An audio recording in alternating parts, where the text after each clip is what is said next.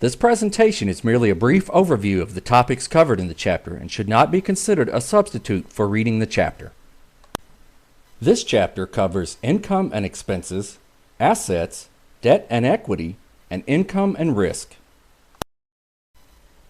Income is a cash inflow. In other words, it is money that comes to you.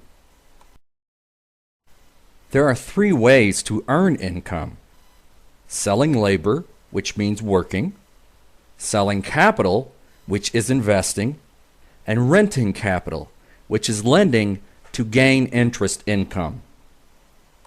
Expenses are cash outflows for items that are consumed. You, like all people, continually consume, so you have recurring expenses. Most of us have expenses for housing, transportation, food, and entertainment, just to name a few. If your income is greater than your expenses, you have a budget surplus. In other words, you have money left over after you've paid your expenses. You can do with this money as you wish. Getting ahead in a personal financial sense almost always requires creating a budget surplus and then investing that surplus. If your income is less than your expenses, you have a budget deficit. This means that you run out of money and probably have to borrow to pay your bills. This is extremely undesirable.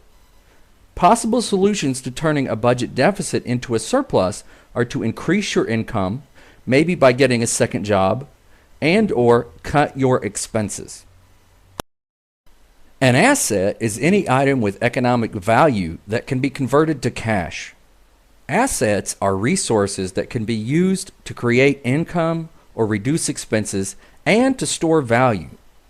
Here we see three assets: gold, stock, and a house. Let's look at what these assets do for us.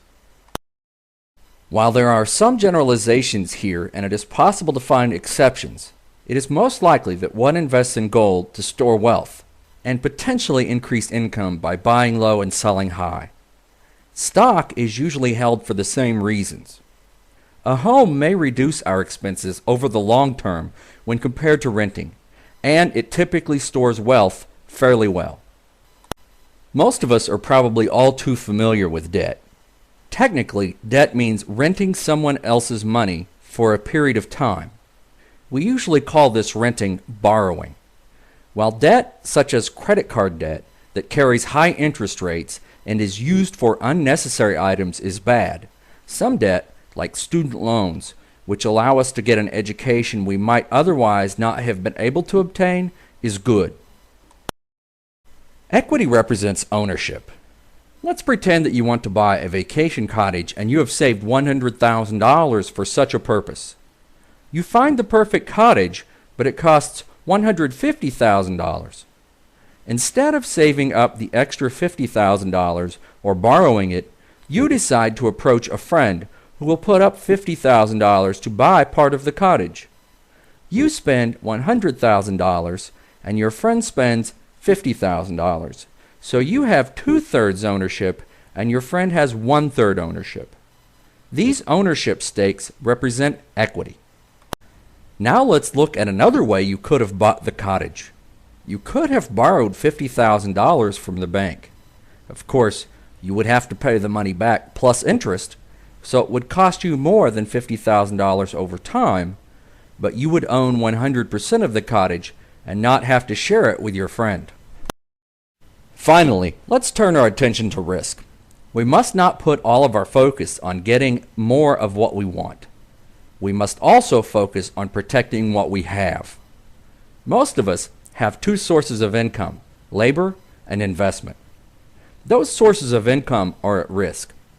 Laborers can lose their jobs due to economic downturns or poor performance.